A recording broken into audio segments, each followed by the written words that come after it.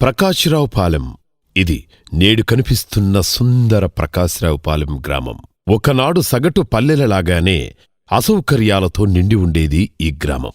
కాని నేడు సకల సౌకర్యాలతో పల్లెకు పోదాం రండి అని పట్టణ నగరవాసులను సైతం ఆకట్టుకునేలా మార్పు చెందడం వెనక ఎద్దనపూడి బ్రహ్మరాజుగారి సంకల్పం, దాతృత్వాలే కారణాలు అన్నది తిరుగులేని సత్యం. ఆరోగ్యమే మహాభాగ్యం. ఆరోగ్యం లేనిచోట భాగ్యం ఉండదు. స్వచ్ఛ గ్రామంగా తీర్చిదిద్దితేనే పల్లెకు అందం, అర్థం. ఇంటింటా ప్రతి ఇంట మరుగుదొడ్డి నిర్మాణంతో తమ వంతు పాత్ర నిర్వహించి ఓడిఎఫ్ గ్రామంగా గుర్తింపు సాధించారు. వీధి వీధిన చెక్కుచెదరని సీసీ రోడ్లతో పల్లెవాసులకి చక్కని సౌకర్యాన్ని కల్పించారు.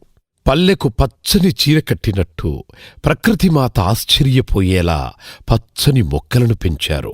స్వంత ఇల్లు లేని నిరుపేదలకు ఎన్టీఆర్ హౌసింగ్ ద్వారా పక్కా ఇళ్లను సాధించారు. ఇళ్ల స్థలాలు కూడా లేని బీదల ఇంటి స్థలం కోసం భూమిని కేటాయించి యుద్ధ ప్రాతిపదికన చదును చేసే కార్యక్రమాన్ని చేపట్టారు. డంపింగ్ యార్డుని అందంగా తీర్చిదిద్ది గ్రామంలోని తడీపొడి చెత్తలను సేకరించి తరలించేందుకు బ్యాటరీతో నడిచే అధునాతన వాహనాలను సమకూర్చారు.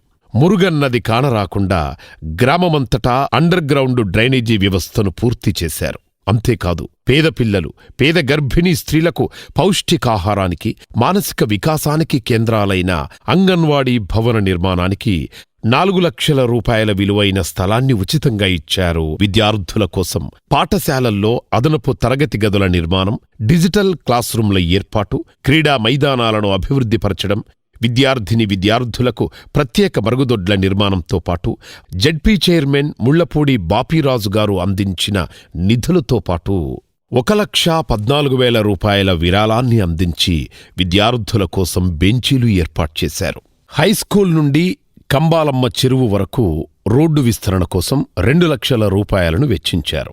విద్యుత్ సబ్స్టేషన్ నిర్మాణంలో కీలక పాత్ర పోషించడమే కాక ల్యాండ్ లెవలింగ్ కోసం 1,00,000 రూపాయల స్వంత డబ్బును వెచ్చించారు. కంబాలమ్మ చెరువును ఉపాధి హామీ నిధులతో పుడికతీత వంటి పనులను పూర్తి చేసి చెరువుగట్టును 30 అడుగుల మేర వెడల్పు చేసి అబ్బురపరిచేలా రహదారిని, ఇరువైపులా మొక్కల పెంపకం కోసం 3 లక్షల రూపాయల స్వంత నిధులను కేటాయించి తమ దాతృత్వాన్ని చాటుకున్నారు.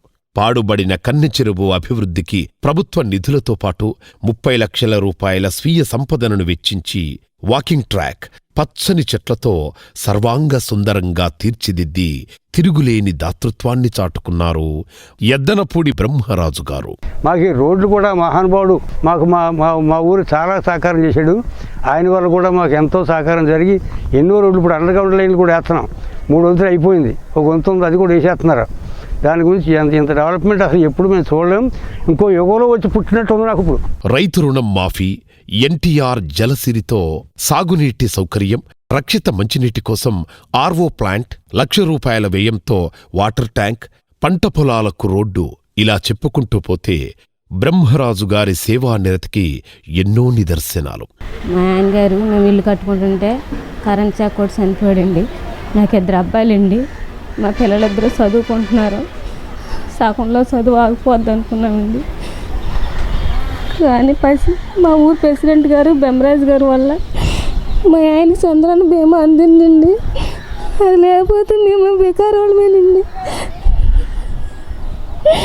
ఈ స్ఫూర్తి ఇలాగే కొనసాగాలని కోరుకుంటూ జై హింద్, జై జన్మభూమి.